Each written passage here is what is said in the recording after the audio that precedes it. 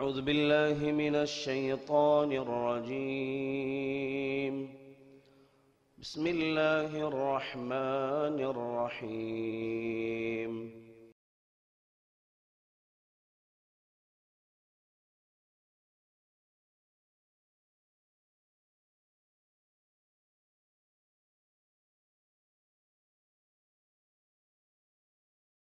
السلام عليكم ورحمة الله وبركاته. إن الحمد لله نحمده ونستعينه ونستغفره ونعوذ بالله من شرور أنفسنا ومن سيئات أعمالنا. من يهده الله فلا مضل له ومن يضلل فلا هادي له. وأشهد أن لا إله إلا الله وحده لا شريك له وأشهد أن محمدا عبده ورسوله. أما بعد. يا أيها الناس اتقوا ربكم الذي خلقكم من نفس واحدة وخلق منها زوجها وبث منهما رجالا كثيرا ونساء واتقوا الله الذي تساءلون به والأرحام إن الله كان عليكم رقيبا. يا أيها الذين آمنوا اتقوا الله حق تقاته ولا تموتن إلا وأنتم مسلمون. يا أيها الذين آمنوا اتقوا الله وقولوا قولا سديدا يصلح لكم أعمالكم ويغفر لكم ذنوبكم ومن يطع الله ورسوله فقد فاز فوزا عظيما. பேரன்பிற்கும் பெருமதிப்பிற்கும் உரிய எல்லாம் வல்ல அல்லாஹு ஜல்ல ஷானஹு தஆலாவின் நல்லடியார்களே, வல்ல ரஹ்மானின் வற்றா பெருங்கருணையும் கிருபையும் நம் உயிரிலும் மேலான இறை தூதர் முஹம்மது நபி ஸல்லல்லாஹு அலைஹி வஸல்லம் அவர்கள் மீதும் அவர்களுடைய குடும்பத்தார்கள், தோழர்கள் மற்றும் அல்லாஹ்வை நம்பிக்கை கொண்ட அனைவரின் மீதும் என்றென்றும் உண்டாவதாக. எல்லாம் வல்ல அல்லாஹ்வின் நல்லடியார்களே, இன்றைய தினம் நாம் தேர்வு செய்து கொண்ட தலைப்பு இமாம்களின் வரலாறு. இமாம்களின் வரலாறு என்று கேட்டவுடன் இன்றைய சமூகத்தில் பலருக்கு இந்த தலைப்பு நெருடலாக இருக்கின்றது. இமாம்கள் என்று சொன்னால் அவர்கள் இந்த உலகத்தில் தீய கருத்துக்களை சொன்னவர்கள் போல், இந்த மார்க்கத்துக்காக எந்த விதமான தியாகங்களையும் செய்யாதவர்களைப் போல், அவர்களுடைய பெயரை கேட்டாலே மனதிலே நெருடல் தோன்றக்கூடிய வகையில் இன்றைக்கு தவறான கருத்து உருவாக்கம் மக்களிடத்திலே ஏற்படுத்தப்பட்டிருக்கின்றது. நபிமார்களுடைய வரலாற்றை நாம் படித்திருப்போம், நபித்தோழர்களுடைய வரலாற்றை நாம் படித்திருப்போம். இமாம்களுடைய வரலாற்றை நாம் ஏன் படிக்க வேண்டும் என்று சிலர் நினைக்கலாம். இந்த மார்க்கத்துக்காக அரும்பெரும் தியாகங்களை செய்து தொண்டாற்றியவர்களுடைய வரலாற்றை சுருக்கமாக நாம் படிக்கும்போது அதில் ஏராளமான படிப்பினைகள், நமக்கு தேவையான படிப்பினைகள் இருக்கின்றன. நிச்சயமாக அந்த படிப்பினைகள் ஒவ்வொரு மூமினுக்கும் படிப்பினை தரக்கூடியதாக இருக்கின்றது. இமாம்களில் 4 மிகப்பெரிய இமாம்களை பற்றித்தான் நாம் அறிந்து கொள்ள இருக்கின்றோம். இன்றைய தினம் அந்த இமாம்களில் முதல் 2 இமாம்களை பற்றி சுருக்கமாக அறிந்து கொள்வோம். இமாம் அபு ஹனீஃபா ரஹிமஹுல்லா அவர்கள், இவர்கள் ஈராக் நாட்டில் கூஃபாவில் பிறந்தார்கள். ஹிஜ்ரி 80வது வருடத்தில் பிறந்தார்கள். இவர்களுடைய மரணம் அதே ஈராக் நாட்டில் ஹிஜ்ரி 150வது வருடத்தில் நிகழ்கின்றது. கிட்டத்தட்ட இந்த உலகத்தில் அவர்கள் 70 ஆண்டு காலம் வாழ்கின்றார்கள். இமாம் அபு ஹனீஃபா என்ற பெயரை கேட்டவுடன் நம்மில் பலருக்கு ஞாபகத்துக்கு வருவது என்ன? மதுஹபுகள். ஹனஃபி மதுஹப் என்று பரவலாக இமாம் அபு ஹனீஃபாவுடைய பெயரை சொல்லி அந்த மதுஹபுகள் தான் அதிகமாக பேசப்படுகிறது. இமாம் அபு ஹனீஃபா அவர்களுடைய சேவை சாதாரண சேவை அல்ல. நபிகள் நாயகம் ஸல்லல்லாஹு அலைஹி வஸல்லம் அவர்களுடைய காலத்தில் ஃபிக்ஹ் சட்டங்கள் என்று தனியாக எதுவும் தொகுக்கப்படவில்லை. நபி ஸல்லல்லாஹு அலைஹி வஸல்லுடைய காலத்தில் அல் குர்ஆனே முழுமையாக தொகுக்கப்படவில்லை. அல் குர்ஆன் முழுமையாக தொகுக்கப்பட்டிருந்ததா? இல்லை. நபிமொழிகள் முழுமையாக எழுத்து வடிவில் தொகுக்கப்பட்டிருந்ததா? இல்லை. அல் குர்ஆன் தொகுக்கப்பட்டதும் நபிமொழிகள் தொகுக்கப்பட்டதும் எப்பொழுது? நபிகள் நாயகம் ஸல்லல்லாஹு அலைஹி வஸல்லம் அவருடைய மரணத்துக்கு பிறகுதான் சஹாபாக்களுடைய காலத்தில் அல் குர்ஆன் தொகுக்கப்படுகிறது. இப்ப நபிமொழிகள் சஹாபாக்களுடைய காலத்தில் கூட தொகுக்கப்படவில்லை. அதற்கு பின்னால் உள்ள காலத்தில் தான் நபிமொழிகள் தொகுக்கப்படுகிறது. இப்ப பிற்காலத்தில் தான் அந்த கால சூழ்நிலைக்கு ஏற்றவாறு இந்த மார்க்க கலைகளும் கல்விகளும் அதனுடைய ஒழுங்குகளை பெற்று அதற்குரிய நல்லறிஞர்களை கொண்டு அல்லாஹ் சுப்ஹானஹு வ தஆலா இந்த மார்க்க கல்வியை சீரமைத்தான். அப்படி இமாம் அபூ ஹனீஃபா அவர்கள் மார்க்கத்தின் ஃபிக்ஹ் சட்டங்களை முறைப்படுத்தி அதை தனியாக தொகுத்து மக்களுக்கு தேவையான சட்டங்களுக்கு சரியான மார்க்க தீர்ப்புகளை அவர்கள் வழங்கினார்கள். இன்றைக்கு நம்மிடத்தில் பல கேள்விகள் இருக்கிறதா இல்லையா? ஜகாத் எப்படி கொடுக்கணும்? பிறர் நமக்கு அன்பளிப்பாக கொடுத்த பொருளை நாம் பிறருக்கு கொடுத்தால் அது சதகாவாக ஆகுமா ஆகாதா? இன்னும் மார்க்கத்திலே எத்தனையோ சட்டங்கள் நமக்கு தெரியாமல் இருக்கின்றது. அதற்குரிய விளக்கங்களை நாம் எதிர்பார்த்து கொண்டிருக்கிறோம். அந்த விளக்கங்கள் நமக்கு கிடைக்க வேண்டும் என்று நினைக்கின்றோம். அப்பொழுதுதான் நாம் மார்க்கத்தை கடைபிடிக்க வேண்டும் முடியும்.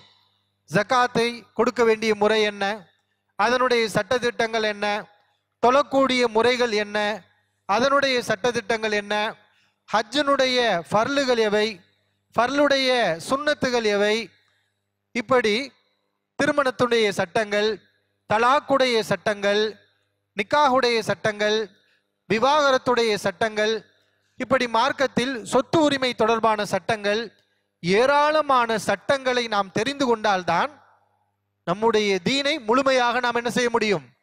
கடைபிடிக்க முடியும். இப்ப இந்த சட்டங்களை ஃபிக்ஹ் தலைப்பு வாரியாக மக்களுக்கு கொடுத்து இந்த அறிவை போதித்த முதல் இமாம் யார் என்றால் இமாம் அபூ ஹனீஃபா ரஹிமஹுல்லா அவர்கள். இமாம் ஷாஃபி அவர்களுடைய ஃபிக்ஹ் ஆகட்டும், அவர்களும் இமாம் அபூ ஹனீஃபா அவர்களுடைய கல்வியை தான் பெற்றுக்கொண்டார்கள்.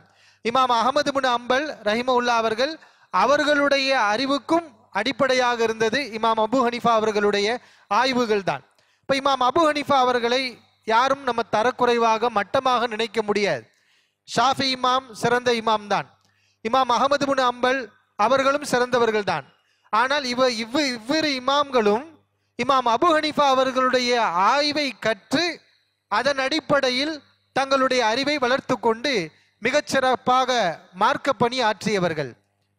இமாம் அபூ ஹனீஃபா ரஹிமஹுல்லா அவர்களுக்கு இந்த ஃபிக்ஹுடைய அறிவு, சட்டதிட்டங்கள் அறிவு, மார்க்க மசாயில்களை பற்றிய அறிவு, வணக்க வழிபாடுகள், இபாதத்துகள், முஆமலாத்துகள், கொடுக்கல் வாங்கல்கள், இது தொடர்பான சட்டங்கள், இதையெல்லாம் அவர்கள் எப்படி அறிந்து கொண்டார்கள் என்று சொன்னால் சுயமாக அறிந்து கொண்டார்களா?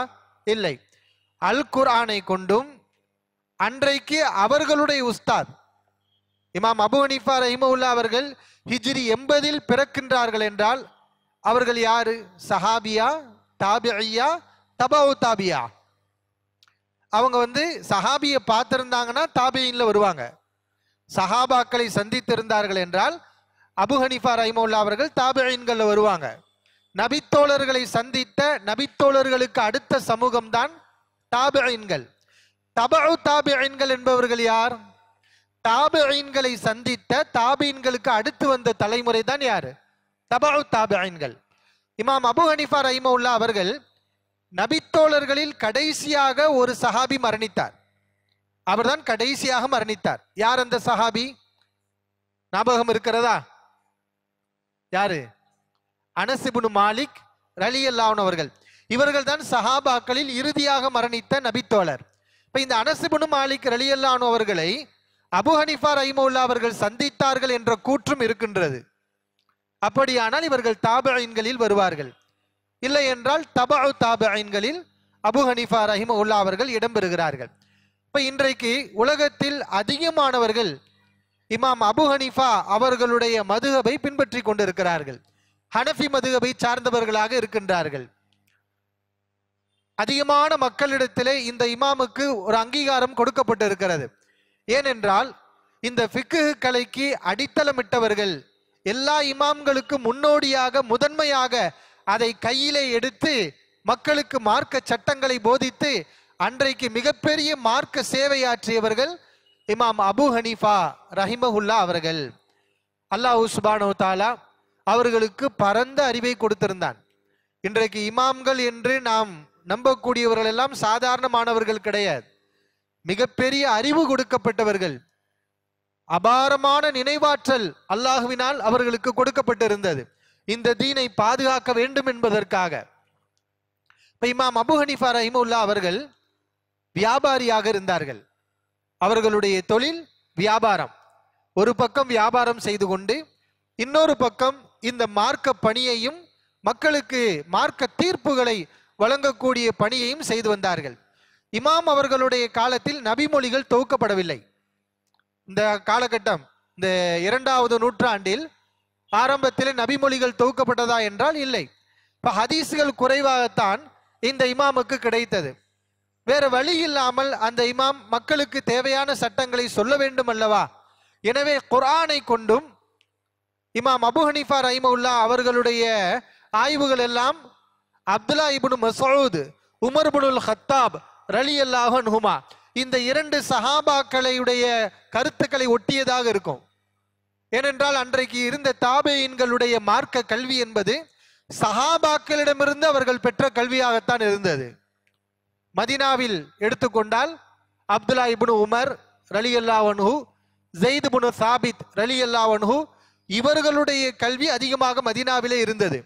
இப்ப இந்த ஈராக் இந்த பகுதியில் மார்க்க கல்வி அதிகமாக யாருடைய ஆய்வுகள் சென்றடைந்தது என்றால் அப்துல்லா இப்னு மஸ்ஊத் ரலியல்லாஹு அன்ஹு அவர்களுடைய ஆய்வுகள் சென்றடைந்தது. இப்ப அப்துல்லா இப்னு மஸ்ஊத் ரலியல்லாஹு அன்ஹு அவர்களிடமிருந்து அவர்களுடைய மாணவர்கள் மார்க்க சட்டங்களை கற்று மார்க்க கல்வியை கற்று அவர்களுடைய மாணவர்களுக்கு போதித்து, இப்படித்தான் இமாம் அபு ஹனீஃபா ரஹிமஹுல்லா அவர்களுக்கு இந்த மார்க்க கல்வியும் மார்க்கத்துடைய சட்டங்களை பற்றிய தெளிவும் அவர்களுக்கு வந்தது. அத்துடன் அல்லாஹ் சுப்ஹானஹு வ தஆலா அவர்களுக்கு பரந்த அறிவை கொடுத்திருந்தான். தனக்கு கிடைத்த இந்த ஆசார்கள், நபித்தோழர்கள், தாபீன்களுடைய விளக்கங்கள், அவர்களுடைய கூற்றுகள், அதையும் கொண்டு அல் குர்ஆனையும் அடிப்படையாக கொண்டு அல்லாஹ் தனக்கு கொடுத்த அறிவையும் கொண்டு அவர்கள் நல்ல முறையில் சிந்தித்து மார்க்க சட்டங்களை மக்களுக்கு சிறப்பான முறையில் சொன்னார்கள். இந்த இமாமுடைய வாழ்க்கையில் மிகப்பெரிய ஒரு தியாகம், அதாவது இன்றைக்கு 4 மதுஹபுகளில் மிகப்பெரிய ஒரு மதுஹபாக இன்றைக்கு ஹனஃபி மதுஹப் இருக்கிறது என்று சொன்னால் அதற்கு காரணம் அன்றைக்கு மிகச்சிறந்த மார்க்க பணியை இமாம் அவர்கள் செய்தார்கள். அவர்களுக்கு பிறகு அவர்களுடைய மாணவர்கள் அபு யூசுப் போன்றவர்கள் எல்லாம் அந்த கல்வியை பின்வந்த சமூகத்துக்கு சொன்னார்கள். இப்படி தொன்று தொட்டு அடுத்தடுத்த தலைமுறைகளுக்கு அந்த கல்வி அழியாமல் கொண்டு செல்லப்பட்டது. இப்ப இன்றைக்கு அபு ஹனீஃபா இமாமுடைய தேவை என்ன அப்படின்னு நம்ம நினைக்கலாம். ஷாஃபி இமாமுடைய அறிவே அபு ஹனீஃபா இமாமுடைய அறிவிலிருந்து தான் உருவானது. இமாம் அஹ்மது இப்னு ஹம்பல் ரஹிமஹுல்லா அவர்களுடைய அறிவும் இமாம் அபு ஹனீஃபா அவர்களுடைய ஆய்வை அடிப்படையாக கொண்டு உருவானது. அப்ப இன்றைக்கு ஒரு மனிதர், ஒரு அறிஞர் ஃபிக்ஹ் கலைகளை எல்லாம் போதிக்கிறார் என்றால் ஈஸியாக சொல்லலாம், ரொம்ப கஷ்டம் கிடையாது. அன்னைக்கு சொல்வதுதான் சிரமம், இன்னைக்கு சொல்வது மிக இலகுவான. ஏனென்றால் அவர்கள் பாதைகளை அமைத்து கொடுத்து விட்டார்கள். ஆய்வுகளை செய்து ஆய்வுகள் ஃபிக்ஹ் எடுக்கக்கூடிய முறைகளையும் அதனுடைய சட்டங்களையும் ஒவ்வொரு சட்டங்களுக்குரிய தலீல்களையும் எங்கிருந்து எடுக்க வேண்டும் என்பதையும் அவர்கள் நமக்கு கற்றுக் கொடுத்து விட்டார்கள். அதனால இன்றைக்கு இலகுவாக ஒருவர் சொல்ல முடியும். ஆனால் இன்றைக்கு ஒருவர் மார்க்க சட்டங்களை ஆய்வு செய்து சொல்கிறார்கள் என்றால் இந்த இமாம்களுடைய ஆய்வுகளை படிக்காமல் சொல்ல முடியாது. நல்ல விளங்கிக்கிறணும். ஆனால் அதை வெளியில யாருமே சொல்ல மாட்டாங்க. எந்த இமாமுடைய ஆய்வையும் படிக்காதது போல, அவர்களுக்கு டைரக்டா குர்ஆன் ஹதீஸ் வந்தது போல, குர்ஆன் ஹதீஸிலிருந்து இவர்கள் நேரடியாக சிந்தித்து ஆய்வு செய்து இவர்கள் திறமையை கொண்டு மக்களுக்கு தீர்ப்பு சொல்வது போல வெளியில் காட்டிக்கொள்வார்கள். ஆனால் அது உண்மையா? உண்மை அல்ல. இன்றைக்கு எந்த ஒரு சட்டத்தை சொன்னாலும் இமாம் அபு ஹனீஃபா அதிலே என்ன சொன்னார், அவருடைய ஆய்வு என்ன, இமாம் ஷாஃபிஈ ரஹிமஹுல்லா இவர்களுடைய ஆய்வு என்ன, இமாம் அஹ்மது இப்னு ஹம்பல் இந்த சட்டத்திலே இப்படிப்பட்ட கருத்தை சொல்கிறார், அவர் என்ன ஆதாரமாக காட்டுகிறார்? இப்ப இந்த இமாம்களுக்கு மத்தியில என்ன கருத்து வேறுபாடு இருக்கிறது, அதில் எது குர்ஆன் ஹதீஸுக்கு நெருக்கமானது, இதையெல்லாம் படித்தால்தான் இன்றைக்கு ஒருவர் என்ன செய்ய முடியும், சரியான மார்க்க சட்டத்தை சொல்ல முடியும். அப்ப இவையெல்லாம் எனக்கு தேவையில்லை என்று ஒருவர் ஒதுக்கிவிட்டால் இன்றைக்கு யாரும் என்ன செய்ய முடியாது, குர்ஆன் ஹதீஸை முறையாக சொல்ல முடியாது. இதெல்லாம் இருந்தும் கூட பல்வேறு குழப்பங்கள் நடந்து கொண்டிருக்கிறது. அப்ப இவையெல்லாம் இல்லாவிட்டால் இன்னும் நிறைய ஃபித்னாக்களும் குழப்பங்கள் என்ன செய்யும், நடக்கும். ஃபிக்ஹ் என்ற பெயரில், ஆய்வு என்ற பெயரில் குர்ஆன் ஹதீஸுக்கு மாற்றமான கருத்துக்கள் எல்லாம் சமூகத்திலே தோன்றும். இப்ப இமாம் அபு ஹனீஃபா ரஹிமஹுல்லா அவர்களுடைய வாழ்க்கையிலே ஒரு மிகப்பெரிய ஒரு தியாகம். அல்லாஹ் சுப்ஹானஹு தஆலா அந்த இமாம் இடத்துல ஏராளமான நற்பண்புகளை கொடுத்திருந்தான். அவர் இரவெல்லாம் நின்று வணங்குவார். அபு ஹனீஃபா இமாமை பற்றி பல்வேறு நல்ல சிறப்புகளை பார்க்கின்றோம். இரவெல்லாம் அதிகமாக நின்று வணங்கக்கூடிய ஒரு இமாமாக இருந்தார். அவர் மட்டுமல்ல, எல்லா இமாம்களுடைய பண்பே இரவில் அதிகமாக நின்று வணங்குவது. ஏனென்றால் அது யாருடைய பண்பு? இரவில் அதிகமாக நின்று வணங்குவது அது யாருடைய பண்பு, யாருடைய செயல், அது யாருடைய சுன்னா, யாருடைய வழிமுறை? ரசூலுல்லாஹி ஸல்லல்லாஹு அலைஹி வஸல்லம் வழிமுறை. பகலில் இரவில் எல்லாம் அதிகமான வணக்கம். பகலில் ஒரு பக்கம் வியாபாரம், இன்னொரு பக்கம் மார்க்க கல்வியை போதித்தார்கள். அல்லாஹ் சுப்ஹானஹு தஆலா அவர்களுடைய வாழ்நாளில் மிகப்பெரிய பரக்கத்தை செய்திருந்தான். இமாம் அவர்களுடைய வாழ்க்கையை பார்க்கின்றோம். இவர்கள் வாழ்ந்த காலகட்டத்தில் ஒரு முதல் பகுதி உமையாக்களுடைய ஆட்சி நடக்கின்றது. உமையாக்கள் ஆட்சி செய்கிறார்கள். இப்போ உமையாக்களுடைய ஆட்சி காலத்தில் ஈராக்கின் அதிகாரியாக இப்னு ஹுபைரா என்பவர் இருக்கின்றார். அன்றைக்கு மக்கள் எல்லாம் அபு ஹனீஃபா இமாமை சார்ந்து இருக்கின்றார்கள். ஏனென்றால் அன்றைக்கு இருந்த மிகச்சிறந்த கல்வியாளர் யார்? இமாம் அபு ஹனீஃபா ரஹிமஹுல்லா. இப்போ அவர்களிடத்திலே வந்து மார்க்கத்தை படிப்பதும், அவர்கள் மீது மக்கள் நம்பிக்கை வைத்து அவர்களுடைய ஃபத்வாக்களுக்கு மிக உயர்ந்த இடத்தை, மதிப்பை கொடுத்து மக்கள் எடுத்துக்கொண்டிருக்கிறார்கள். இப்ப இப்னு ஹுபைரா இந்த அதிகாரி அபு ஹனீஃபா ரஹிமஹுல்லா அவர்களை, நீங்க நீதிபதி பொறுப்பை எடுத்துக்கொள்ளுங்கள், அரசாங்கத்துடைய நீதிபதியாக நீங்கள் பணியாற்றுங்கள் என்று சொல்கின்றார். இப்ப நீதிபதி பொறுப்புனா அது எப்படிப்பட்ட பொறுப்பு? கவர்மெண்ட் நீதிபதி, அரசாங்கத்துடைய நீதிபதி. இன்றைக்கு அரசாங்கத்துடைய நீதிபதி என்றால் அவர்களுடைய தரம் என்ன, அதனுடைய மதிப்பு என்ன பார்க்கிறோம். இப்ப அரசாங்கத்துடைய நீதிபதி பொறுப்பு தானாக வருகிறது. இமாம் அவர்கள் கேட்காமலேயே அவர்களை தேடி வருகிறது. போய் வேலை செஞ்சோம்னா சம்பளம் நல்லா கிடைக்கும், இந்த வியாபாரம் எல்லாம் பார்க்க தேவையில்லை, அரசாங்கம் கொடுக்கக்கூடிய ஊதியமே போதுமானது, நிறைவானதா இருக்கும். ஆனா இமாம் அவர்கள் அந்த பொறுப்பை ஏற்க மாட்டேன் என்று பிடிவாதமாக இருந்தார்கள். ஆனால் இந்த அதிகாரி எவ்வளவோ வலியுறுத்தினார், இமாம் அவர்களை மிரட்டினார், உன்னை கொலை செய்து விடுவேன், நீ நீதிபதி பொறுப்பை ஏற்றுக்கொள்ள வேண்டும், நீங்கள் அரசாங்கத்தின் நீதிபதியாக பொறுப்பு வகிக்க வேண்டும் மிரட்டினார். இமாம் அவர்கள் கேட்கவில்லை. இமாம் அவர்களை அடித்தார்கள். வரலாறு சொல்கிறது, சாட்டையால் இமாம் அபு ஹனீஃபா ரஹிமஹுல்லா அவர்கள் அடிக்கப்பட்டார்கள். ஆனாலும் அவர்கள் இந்த பொறுப்பை ஏற்றுக்கொள்ளவே இல்லை. சில நாட்கள் கழிகிறது, ஆட்சி மாறுகிறது. உமையாக்களுடைய ஆட்சி போய் அப்பாசியாக்களுடைய ஆட்சி வருகின்றது. இப்பொழுதும் அபு ஹனீஃபா இமாம் அவர்களுக்கு சோதனை இன்னும் கடுமையாகிறது. ஏனென்றால் இந்த காலகட்டத்தில் வரக்கூடிய எல்லா ஆட்சியாளர்களும் மக்களை எல்லாம் கண்ட்ரோல்ல வைக்க நினைச்சாங்க. இப்ப மக்கள் எல்லாம் அன்றைக்கு யாருடைய கட்டுப்பாட்டில் இருந்தாங்கன்னா இமாம் அவர்களுடைய கட்டுப்பாட்டில் இருந்தாங்க. இமாம்களுக்கு பின்னால் மிகப்பெரிய மக்கள் கூட்டம் இருந்தது. அதனால் அப்பாசியாக்களுடைய கையில் ஆட்சி வந்தவுடன் அவர்கள் அபு ஹனீஃபா இமாமை தன்னுடைய கைக்குள் போட்டுக்கொள்ள வேண்டும். ஏன்னா இந்த மாதிரி ஒரு பெரிய அறிவாளியை நீதிபதியாக வைத்துக் கொண்டால் அரசாங்கத்துக்கு ஆதரவாக என்ன சொன்னாலும் மக்கள் கேட்பார்கள், அது நமக்கு நன்மையாக இருக்கும் என்று அன்றைக்கு ஆட்சியாளர்கள் கருதினார்கள். ஆனால் இமாம் அபு ஹனீஃபா ரஹிமஹுல்லா அவர்கள், நாம் மார்க்கத்தை சொல்கிறோம், யாருக்கும் அஞ்சாமல் சொல்கின்றோம், அரசாங்கத்தின் நீதிபதியாக இருந்து கொண்டு அவரிடத்திலே சம்பளத்தை வாங்கி கொண்டு இருந்தோம் என்றால் நாம் உண்மையை சொல்ல முடியுமா? அவர்கள் எதை எழுதி கொடுக்கிறார்களோ அதை சொல்ல வேண்டிய நிலை வரும். எனவேதான் இமாம் அபு ஹனீஃபா ரஹிமஹுல்லா அவர்கள் இந்த நீதிபதி பொறுப்பு எனக்கு வேண்டாம் என்று அதிலே உறுதியாக இருந்தார்கள். அப்பாசியாக்களுடைய ஆட்சி வந்தவுடன் ஹலீஃபா மன்சூர், அபு ஜாஃபர் மன்சூர் அவர்கள் அபு ஹனீஃபா இமாமை பக்தாதுக்கு பிடித்து வருமாறு கட்டளையிடுகின்றார்.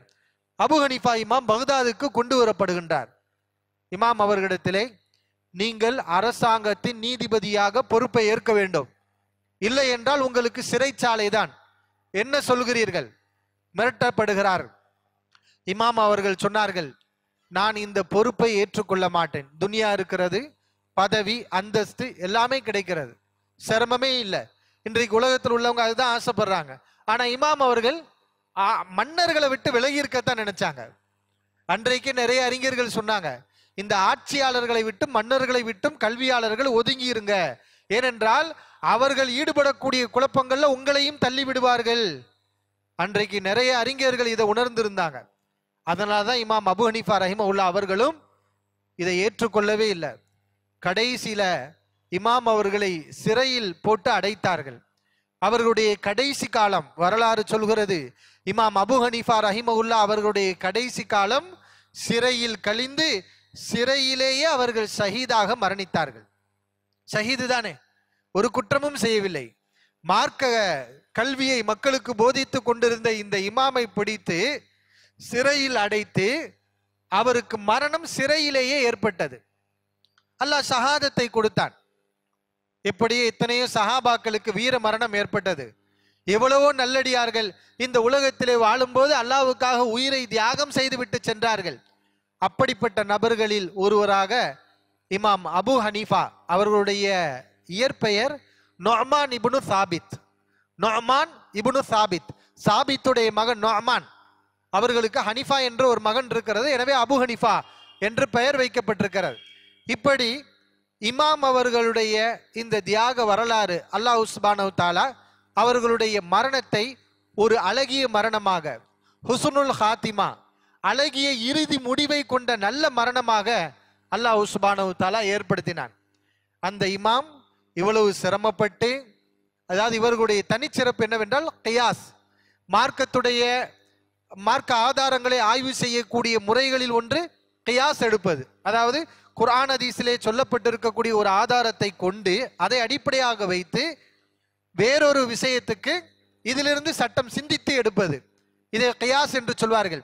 இந்த கியாஸை முதலில் மிகச் சிறப்பாக அற்புதமாக செய்தவர்கள் இமாம் அபு ஹனீஃபா ரஹிமஹுல்லாஹ் அவர்கள் என்று நாம பார்க்கிறோம். அப்ப இந்த சட்டத்துறையில ஈடுபடக்கூடிய அறிஞர்கள் அவர்களுக்குத்தான் இந்த இமாம் அவர்களுடைய தியாகம், அவர்களுடைய சிறப்புகள் எல்லாம் நன்கு விளங்கும். இவ்வளவு ஆய்வுகளை இந்த சமூகத்துக்கு வழங்கிய இமாம் அபு ஹனீஃபா ரஹிமஹுல்லாஹ் அவர்கள் அடக்கத்தோடு இருந்தார்கள், மிக பேணுதலோடு இருந்தார்கள். இன்றைக்கு என்ன, குர்ஆனையும் ஹதீஸையும் கொண்டு ஆய்வு செய்கிறோம் என்று சொல்லக்கூடியவர்களிடத்திலே இது போன்ற பேணுதலை பார்க்க முடியவில்லை. அவர்களுடைய அணுகுமுறை எப்படி இருக்கிறது? நான் சொல்லக்கூடியதுதான் சட்டம், அதை ஏற்றுக்கொள்ளக்கூடியவர்கள் தான் நேர்வழியில் உள்ளவர்கள்.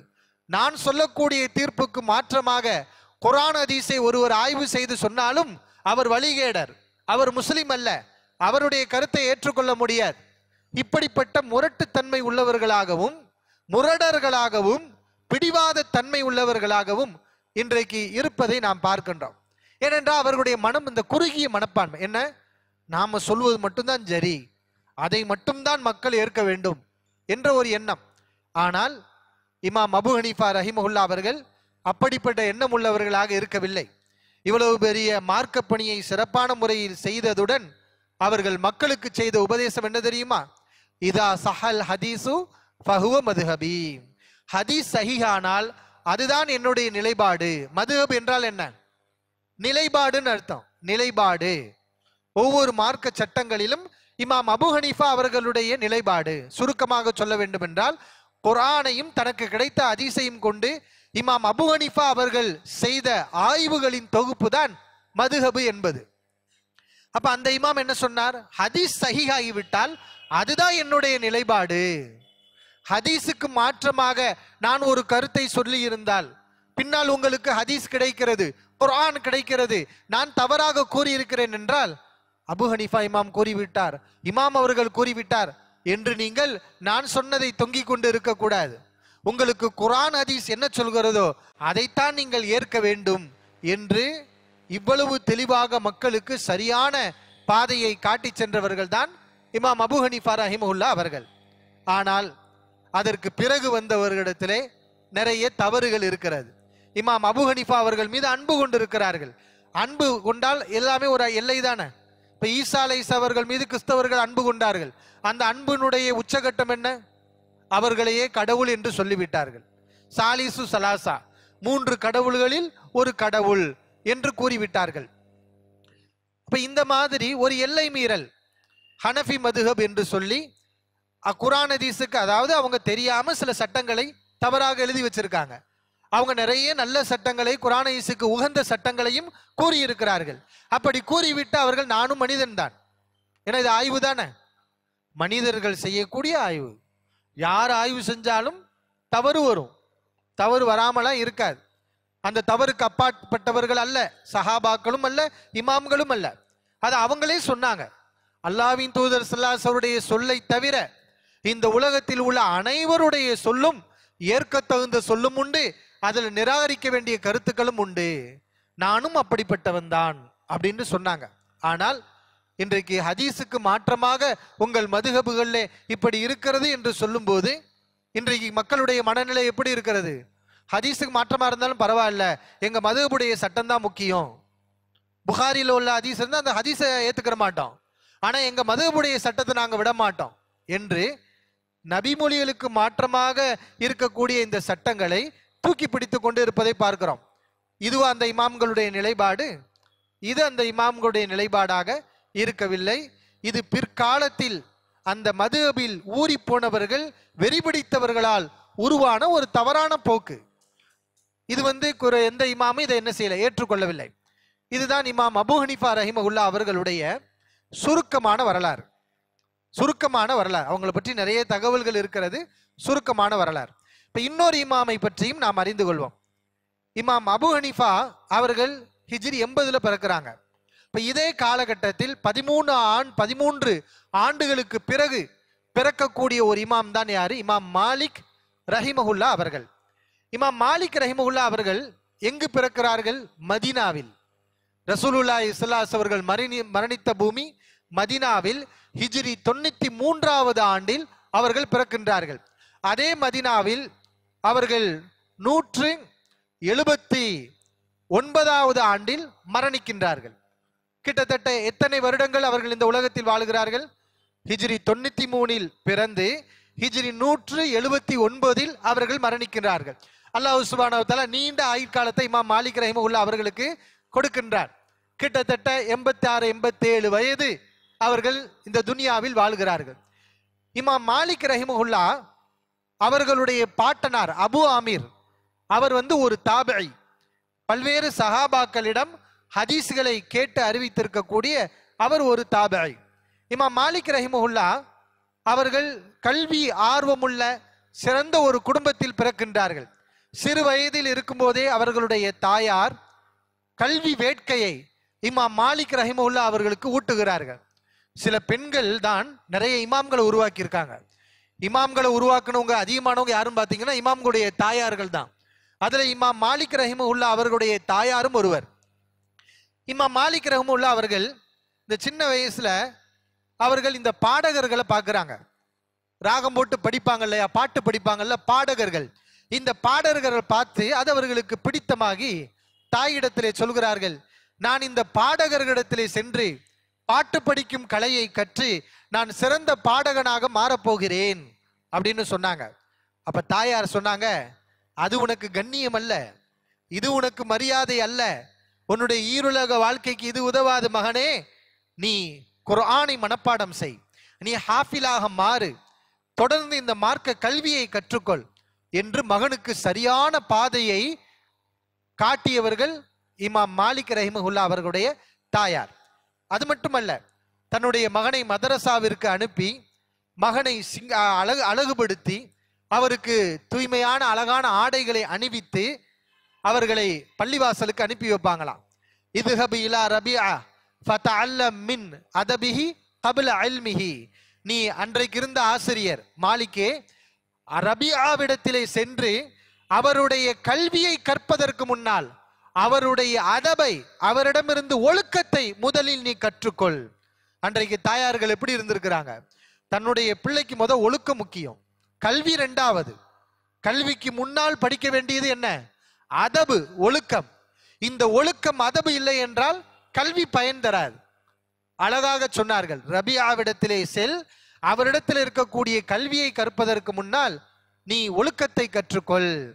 இமாம் மாலிக் ரஹிமஹுல்லா அவர்கள் தாயுடைய அழகான அந்த அறிவுரையை கேட்டு உரிய ஆசிரியரிடம் சென்று குர்ஆனை மனனமிட்டு ஒழுக்கத்தை கற்று தலை சிறந்த இமாமாக அவர்கள் உருவானார்கள். எந்த அளவுக்கு என்றால், நபிகள் நாயகம் ஸல்லல்லாஹு அலைஹி வஸல்லம் ஒரு ஹதீஸ் நபிமொழி இருக்கின்றது. நபி ஸல்லல்லாஹு அலைஹி அவர்கள் சொன்னார்கள், யூசிகு ஐ யத்ரிபன்னாசு அக்பாதல் இப்லி யத்லுபூனல் இல்ம். விரைவில் மக்கள் ஒட்டகங்களில் சவாரி செய்து கல்வியை தேடி பயணம் மேற்கொள்வார்கள். ஃபலா யஜிதூன அஹதன் அலம மின் ஆலிமில் மதீனா. மதீனாவுடைய அறிஞரை விட சிறந்த ஒரு அறிஞரை யாரையும் அவர்கள் காண மாட்டார்கள். இப்ப மதீனாவில் ஒரு மிகச்சிறந்த அறிஞர் உருவாகுவார். அவரிடத்திலே உலகத்தின் பல்வேறு பகுதிகளில் இருந்தும் ஏராளமான பாகங்களில் இருந்தும் மக்கள் பயணப்பட்டு மதீனாவுக்கு வந்து அவரிடத்திலே கல்வியை பெற்றுக்கொள்வார்கள் என்று ரசூலுல்லாஹி ஸல்லல்லாஹு அலைஹி அவர்கள் சொன்ன நபிமொழி இமாம் மாலிக் ரஹிமஹுல்லா அவர்களுக்கு கச்சிதமாக பொருந்துகிறது. ஏனென்றால் இமாம் மாலிக் ரஹிமஹுல்லா எந்த ஒரு நாட்டுக்கும் பயணம் பண்ணல. இப்ப மற்ற இமாம்கள்லாம் பாத்தீங்கன்னா பல்வேறு ஊர்களுக்கு பயணம் பண்ணியிருக்கிறாங்க.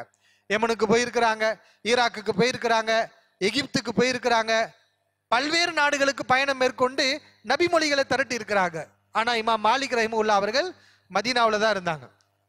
ஆனா எல்லாரும் அவங்கள தேடி வந்தாங்க. ஈராக்ல இருந்து மதீனாவுக்கு வந்தாங்க, மாலிக் இமாமை தேடி வந்தார்கள். எகிப்திலிருந்து மதீனாவிற்கு மாலிக் இமாமை தேடி வந்தார்கள். உலகத்தின் பல்வேறு பகுதிகளில் இருந்து ஆயிரக்கணக்கான மாணவர்கள் நபிமொழிகளை பெறுவதற்காக மதீனாவிற்கு மாலிக் இமாம் ரஹிமஹுல்லா அவர்களை தேடி பயணப்பட்டு வந்தார்கள். அல்லாஹ் சுப்ஹானஹு வ தஆலா அவ்வளவு பெரிய அறிவு அவர்களுக்கு எங்கு கிடைத்தது? மதீனா கல்வியாளர்களால் நிரம்பி வழிந்தது. மதீனா கல்வியாளர்களால் நிரம்பி வழிந்தது. மதீனாவில் இருந்த தலை சிறந்த இமாம்களிடத்திலே, சயீத் இப்னு முஸையப் போன்ற சிறந்த தாபிஈன்களிடத்திலே இமாம் மாலிக் ரஹிமஹுல்லா அவர்கள் அன்றைக்கு இருந்த மார்க்க கல்வியை கற்றார்கள். இமாம் மாலிக் ரஹிமஹுல்லா அவர்களுடைய தனிச்சிறப்பு என்ன தெரியுமா? ஹதீஸ்கள். இமாம் அபு ஹனீஃபா ரஹிமஹுல்லா அவர்களுக்கு குறைவான ஹதீஸ்கள் தான் கிடைத்தது. அவருடைய காலகட்டத்தில் நிறைய பொய்கள், அவதூறுகள். ஆனால் இமாம் மாலிக் ரஹிமஹுல்லா அவர்கள் நபிமொழிகளை மனனமிட்டு அதை மக்களுக்கு தொகுத்து கொடுத்தார்கள்.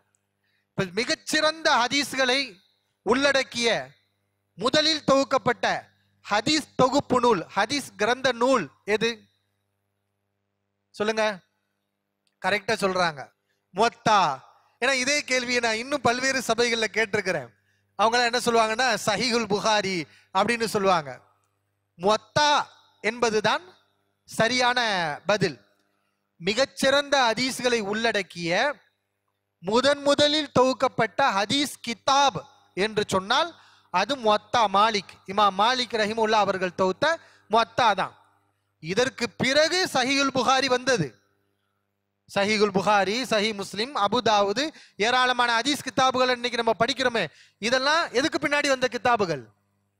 முவத்தாவுக்கு பிறகு வந்த கிதாப். சொல்ல போனால் சஹீஹுல் புகாரிக்கு முன்மாதிரியாக முன்னோடியாக இருந்த முதல் கிதாப் எது? முவத்தா. ஏனென்றால் இந்த முவத்தா மாலிக்ல உள்ள ஹதீஸ்களை எடுத்து பார்த்தீங்கன்னா பெரும்பாலான எல்லா செய்திகளுமே சஹீஹான செய்திகள் தான்.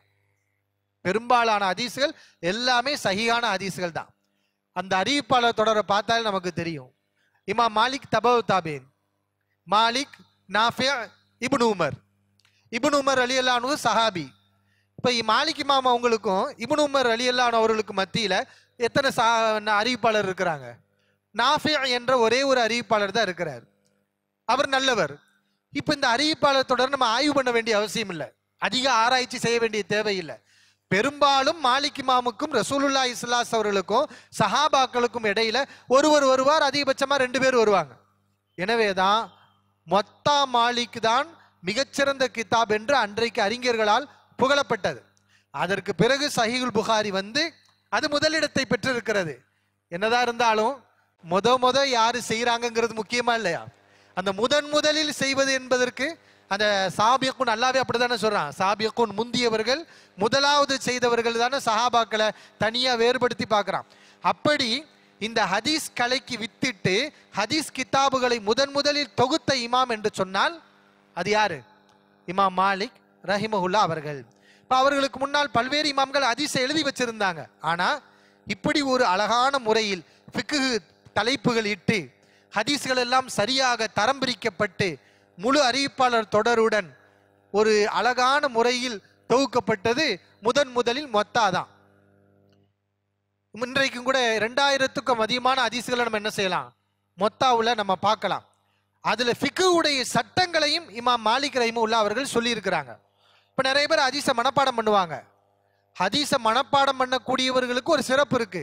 ஆனால் ஹதீஸை மனப்பாடம் பண்ணது மட்டும் இல்லாம அந்த ஹதீஸுடைய கருத்தை உள்வாங்கி அதில் சொல்லப்பட்டிருக்கக்கூடிய சட்டங்களை விளங்கி அதை மக்களுக்கு சட்டமாக சொல்லக்கூடிய அறிஞர்களாக இருந்தவர்கள் குறைவு. அப்படிப்பட்டவர்களில் இமாம் மாலிக் ரஹிமஹுல்லா அவர்களும் ஒருவர். அவர்கள் மஸ்ஜிதுன் நபவியில் அவர்களுடைய சபையில் ஆயிரக்கணக்கான மாணவர்கள் கல்வியை ஹதீஸ்களை இமாம் அவர்களிடமிருந்து பெற்றுக்கொள்வார்கள். இமாம் அவர்கள் அந்த கல்வி சபைக்கு வருவார்கள். கம்பீரமான தோற்றத்தில் தன்னை அழகுபடுத்தி கொண்டு அவர்களுடைய சபையில் ஒரு கூச்சலோ ஒரு குழப்பமோ ஒரு சப்தமோ எதுவுமே இருக்காது. அந்த சபை முழுக்க கல்வி மட்டுமே பேசப்பட்டு கொண்டிருக்கும். அப்படி ஒரு மிகச்சிறந்த ஒரு கல்வியாளராக இமாம் மாலிக் ரஹிமஹுல்லாஹ் அவர்கள் இருந்தார்கள். அவர்களுடைய வாழ்க்கையிலும் ஒரு சோதனை ஏற்பட்டது. இந்த உமையாக்கள் அப்பாசியாக்களுடைய ஆட்சி மாற்றங்கள். இதிலே அப்பாசியாக்களுடைய ஆட்சி மாறும்போது மக்களிடத்திலே கொந்தளிப்புகள், அங்காங்கே போராட்டங்கள், கிளர்ச்சிகள் ஏற்பட்டு கொண்டிருக்கிறது. இந்த நேரத்திலே ஹலீஃபா மன்சூர் அவர்கள் ஒரு சில செய்திகளை மக்களிடத்திலே சொல்லக்கூடாது என்று தடை பண்ணியிருந்தார். ஒரு சில ஹதீஸ்களை. அதுல ஒன்று லைஸா அலா முஸ்தக்ரஹின் தலாக்குன், நிர்பந்தத்தில் உள்ளவர் தலாக் சொன்னால் அது தலாக்காக ஏற்கப்படாது என்ற ஒரு செய்தி. இந்த செய்தியை ஹலீஃபா சொல்லக்கூடாது, மக்கள்கிட்ட இதை பேசக்கூடாதுன்னு அறிவிச்சிருந்தார். ஏன் சொல்லியிருந்தார்னா, மக்கள் எல்லாம் இப்ப அவர்கிட்ட பையத் பண்ணியிருக்கிறாங்க, பயந்து பையத் பண்ணியிருக்கிறாங்க. இப்ப நிர்பந்தத்துல பண்ணியிருக்கோம். நிர்பந்தத்துல தலாக் சொன்னாலே ஏற்றுக்கொள்ளப்படாதுன்னா அப்ப நிர்பந்தத்துல இந்த இமாமிடத்துல பையத் பண்ணா அதுவும் நம்ம பையத்தை ஃபாலோ பண்ண தேவையில்லை, அவருக்கு எதிராக நம்ம கிளர்ச்சி பண்ண வேண்டியதான்னு மக்கள் என்ன செய்வாங்க, எடுத்துக்கொள்வாங்கன்னு சொல்லி இது மாதிரி செய்திகளை அறிவிக்க வேண்டான்னு ஹலீஃபா தடை பண்ணியிருந்தார். ஆனா அது இமாம் மாலிக் ரஹிமஹுல்லாஹ் அவர்களுக்கு தெரியல. அவர்களுடைய சபையில ஒரு ஆள் கேள்வி கேட்க இமாம் மாலிக் இந்த ஹதீஸை அறிவிச்சுட்டாங்க. இப்ப மாலிக் இமாமுக்கு பிடிக்காதவர்கள், பொறாமைக்காரர்கள் இருப்பார்கள் அல்லவா, சமயத்தை எதிர்பார்த்து கொண்டு அவர்கள் இந்த செய்தியை கொண்டு போய் ஹலீஃபாவிடத்துல சொல்ல, ஹலீஃபா அவரை மாலிக் இமாமை பிடித்து அவர்களுடைய 2 கைகளும், இமாம் மாலிக் ரஹிமஹுல்லாஹ் அவர்களுடைய 2 கைகளும், அந்த இமாம்கள் உறுதியா இருந்தாங்க.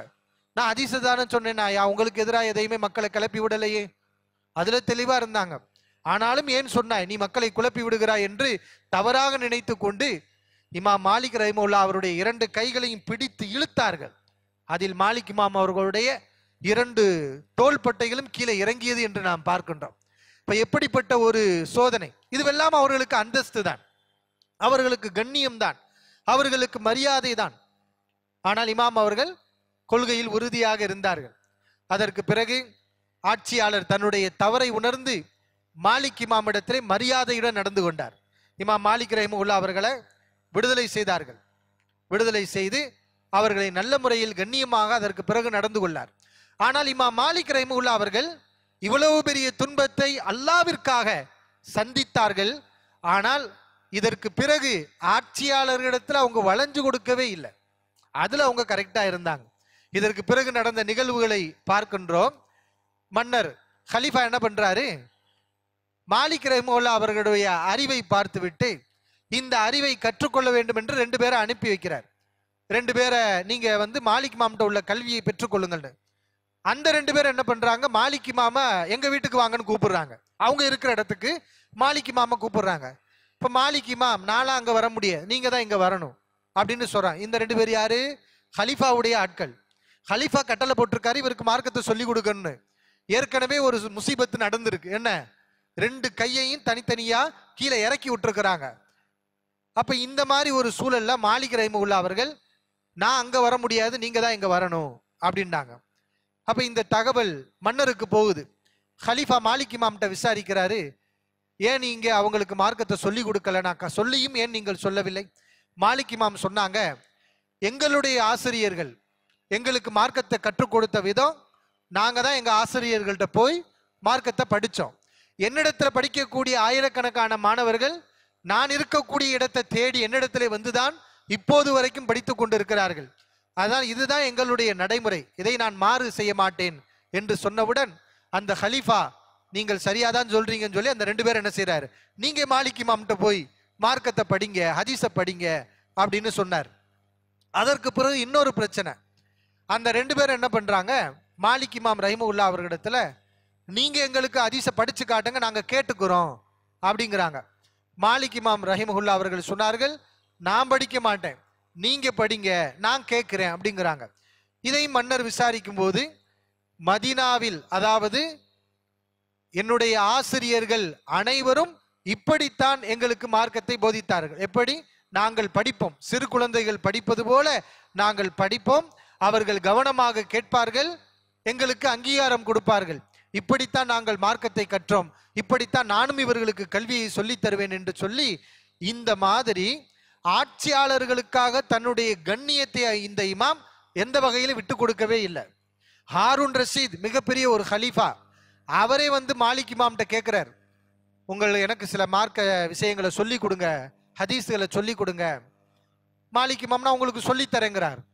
அப்ப எல்லாரையும் வச்சுக்கிட்டு சொல்லாதீங்க, அது ஒரு மாதிரியா இருக்கு, எல்லாரையும் வெளியே போக சொல்லுங்க, எனக்கு மட்டும் தனியா சொல்லி கொடுங்க.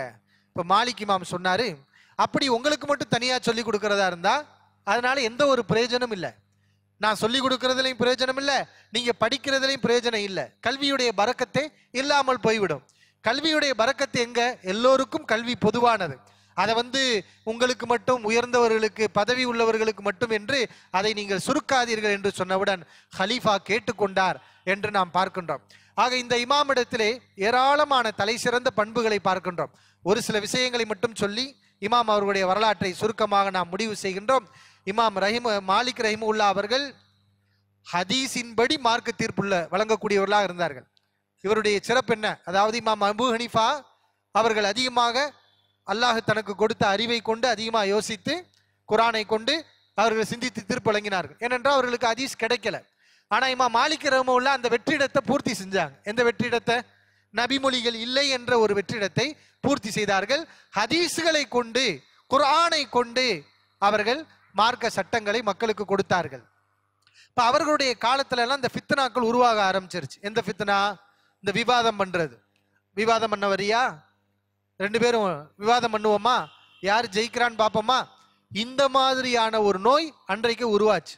இப்ப இமாம் அவரிடத்துல ஒரு மனிதர் வந்து கேட்டார், மாலிக் அவர்களே, நாம விவாதம் பண்ணுவோமா அப்படின்னு கேட்டார். அப்ப இமாம் மாலிக் ரஹிமஹுல்லாஹ் அவர்கள் சொன்னார்கள், நான் எதுக்கு விவாதம் பண்ணணும்? என்னுடைய மார்க்கத்தை விவாதம் பண்ணித்தான் நான் அறிந்து கொள்ள வேண்டும் என்றால் எனக்கு மார்க்கத்துல சந்தேகம் இருக்குன்னு அர்த்தம், என்னுடைய தீன்ல எனக்கு உறுதி இல்லை என்று அர்த்தம். நான் என்னுடைய தீனில் உறுதியாக இருக்கிறேன், எனவே நான் விவாதம் பண்ணி என்னுடைய தீனை அறிந்து கொள்ள வேண்டிய அவசியம் இல்லை. வேண்டுமென்றால் உன்னை போன்று மார்க்கத்தில் சந்தேகத்துடன் இருக்கிறானே அவனுடன் நீ விவாதம் செய்து கொள் என்று இமாம் மாலிக் ரஹிமஹுல்லாஹ் அவர்கள் இப்படி இந்த குழப்பவாதிகளிடம் பதில் சொல்வார்கள். அதே போல் இன்னொரு மனிதர் வந்தார், மாலிக்கே, நம்ம 2 பேரும் விவாதம் பண்ணுவோம், விவாதத்தில் யார் ஜெயிக்கிறோமோ அவருடைய கருத்துக்கு நாம் மாறிக்கொள்வோம், நான் ஜெயித்தால் என்னுடைய நிலைப்பாட்டுக்கு நீங்கள் வர வேண்டும், நீங்கள் ஜெயித்தால் உங்களுடைய நிலைப்பாட்டுக்கு நான் வருவேன், சம்மதமா அப்படின்னு கேட்டார். இப்ப மாலிக் இமாம் கேட்டாரு, அப்படியா, சரி நம்ம 2 பேரும் விவாதம் பண்றோம், ஒரு ஆள் ஜெயிக்கிறோம், சரி அவங்களுடைய நிலைப்பாட்டுக்கு மாறிக்கிறோம்னு வைங்க, அதுக்கப்புறம் நம்ம 2 பேரையும் ஒரு ஆள் விவாதம் பண்ணி ஜெயிக்கிறார், அப்ப நம்ம அவருடைய நிலைப்பாட்டுக்கு மாறிடணுமா? இப்படி ஒவ்வொருத்தவனும் அவனுடைய விவாத திறமையை வைத்துக் கொண்டு நம்மை ஜெயித்தால் அவரவர்களுடைய நிலைப்பாட்டுக்கு நாம் மாறிக்கொண்டே இருக்க வேண்டுமா? இது அல்லாஹ்வுடைய மார்க்கம் அல்லையே, மாறிக்கொண்டே இருக்கிறது, அல்லாஹ்வுடைய தீன் ஒன்றுதான் என்று அந்த குழப்பத்துக்கு அழகாக பதில் சொன்னார்கள். இறுதியாக ஒரே ஒரு செய்தி, இந்த அகைதா அல்லாஹ்வுடைய சிஃபாத்துகளை நம்புகிற விஷயத்துல இமாம் மாலிக் ரஹிமஹுல்லாஹ் அவருடைய விளக்கம்தான் உலகத்திலே எல்லோரும் எடுத்து சொல்வோம் ஒரு சிறந்த ஒரு அழகிய விளக்கமாகவும் ஒரு முன்மாதிரியாகவும் இருக்கிறது. அல்லாஹ்வுடைய தன்மைகளை நம்ம எப்படி நம்பணும்? ஒருவர் இமாம் மாலிக் ரஹ்மத்துல்லாஹி அவரிடத்துல கேட்கிறார், அல்லாஹ் அரிசில் அமைந்திருக்கிறான், அர் ரஹ்மானு அலல் அர்ஷிஸ் தவா, அளவற்ற அருளாளன் அரிசின் மீது அமைந்திருக்கிறான் என்று குர்ஆனில் வருகிறது. அல்லாஹ் அரிசில எப்படி இருக்கிறான்? நாம சேர்ல உட்கார்ந்துருக்கோம் இல்லையா, குர்சியில, இது மாதிரி அல்லாஹ் இருக்கிறானா அப்படின்னு கேட்கிறார். இப்ப இது குழப்பம் தானே. ஏன்னா இந்த கேள்வியை நபிகள் நாயகம் ஸல்லல்லாஹு அலைஹி வஸல்லம் கேட்கல, சஹாபாக்கள் யாரும் கேட்கல. அல்லாஹ் அரிசில இருக்கிறான்னா இருக்கிறான், அவ்வளவுதான், அதோட முடிச்சுட்டாங்க. இப்ப ஆராய்ச்சி போகுது. வழிகேடு எப்படி வரும்னா, மார்க்கத்துல நமக்கு என்ன அறிவு மறைக்கப்பட்டிருக்கோ, கொடுக்கப்படலையோ, தேவையில்லையோ, அந்த மாதிரி விஷயத்துலதான் ஆராய்ச்சி பண்ணி வழிகேட்டுக்கு போவாங்க. அப்ப இந்த மாதிரி கேள்வி வரும்போது இமாம் மாலிக் ரஹிமத்துல்லாஹி அவர்கள் அழகாக பதில் சொன்னாங்க. அல் இஸ்திவாவு மாலூமுன், அரிசில் இருக்கிறான் என்பது தெரியும், அல்லாஹ் அரிசில் இருக்கிறான் என்பது தெரியும். ஏன்? அல் குர்ஆனிலே அல்லாஹ் சொல்லி காட்டியிருக்கிறான் அல்லாஹ் அரிசில் இருக்கிறான் என்று. எனவே அது தெரியும், அரிசில் இருப்பது என்று நமக்கு தெரியும். வல் கைஃபு மஜ்ஹூலுன், ஆனால் அல்லாஹ் இப்படித்தான் இருக்கிறான் என்ற அந்த விதம் தெரியாது. அல்லாஹ் நம்ம உட்கார்ற மாதிரி உட்கார்ந்து இருக்கிறானா, சுப்ஹான் அல்லாஹ், அந்த ஆய்வு நமக்கு தெரியாது, அந்த விளக்கம் நமக்கு தெரியாது. வஸ்ஸுவாலு அன்ஹு பித்அத்துன், இப்படி கேள்வி கேட்பதே தவறு, இதுவே பித்அத். இப்ப இது மாதிரி அல்லாஹ்வுக்கு கண்ணு இருக்குன்னு வருது குர்ஆன்ல, நம்ம கண்ணு மாதிரி அல்லாஹ்வுடைய கண்ணு எப்படி இருக்கும் இப்படின்னு கேள்வி கேட்டா இது முட்டாள்தனமான கேள்வி தானே, இது தப்பான கேள்வி தானே. இப்ப அல்லாஹ்வுடைய கை எப்படி இருக்கும், நம்ம கை மாறியா, அந்த கை மாறியா, இந்த கை மாறியா, இது ஆய்வா? இந்த ஆய்வு உனக்கு தேவையா? அப்ப இந்த மாதிரி ஒரு கேள்வி பித்அத், புதுமை. இது நபி இடத்திலேயோ சஹாபாக்களிடத்திலேயோ இப்படிப்பட்ட கேள்வி உருவாகவில்லை. வல் ஈமானு பிஹி வாஜிபுன், ஆனால் இதை நம்புவது கடமை. இது விளக்கம் தெரியாட்டினாலும் நம்புறது கடமையா இல்லையா? ஏன்னா அல்லாஹ் அல் குர்ஆன்ல சொல்லிட்டான் அரிசில இருக்கிறான்னு சொல்லி. நமக்கு தெரியலன்னு சொல்லி அல்லாஹ் அரிசில இல்லைன்னு மறுத்துட்டு போக முடியுமா? அதுக்கு ஏதாவது சுய வியாக்கியானங்கள் சொல்ல முடியுமா? அப்படியும் சொல்ல முடியாது. இதை நம்புவது கடமை, இதை நாம் நம்பிக்கை கொள்ள வேண்டும், இதுல தேவையில்லாம கேள்வி கேட்க கூடாது என்று மிகச்சிறந்த பதிலை இமாம் அவர்கள் சொன்னார்கள். இப்படி இமாம் மாலிக் ரஹ்மத்துல்லாஹி அவர்களுடைய வாழ்க்கை கல்வியால் நிரம்பி அந்த கல்வியை பாதுகாத்து இன்றைக்கு அந்த கிதாபுகள் நம்மிடத்துல இருக்குது. முவத்தா மாலிக் நம்முடைய கையிலும் இருக்கிறது. ஆனா நம்ம இன்னும் மொழிபெயர்க்கல, மொழிபெயர்த்து கொண்டிருக்கிறார்கள். அது விரைவில் மொழிபெயர்க்கப்படும் இன்ஷா அல்லாஹ். அல்லாஹ் சுப்ஹானஹு வ தஆலா இந்த இருபெரு இமாம்களுக்கும் அருள் புரிவானாக, அவருடைய தியாகத்தை பொருந்திக் கொள்வானாக, அவர்கள் செய்த இந்த மார்க்க தொண்டுகளுக்கு உரிய நிறைவான கூலியை அல்லாஹ் வழங்குவானாக. அவர்களை போன்று இந்த தீனில் உறுதி உள்ளவர்களாக அல்லாஹ் சுப்ஹானஹு வ தஆலா நம்மையும் ஆக்கி அருள் புரிவானாக. இன்ஷா அல்லாஹ் நாளைய தினம் அடுத்த இமாமை பற்றி அறிந்து கொள்வோம். வாஹிரு தஅவானா அல்ஹம்துலில்லாஹி ரப்பில் ஆலமீன். அஸ்ஸலாமு அலைக்கும் வரஹ்மத்துல்லாஹி வபரகாத்துஹு.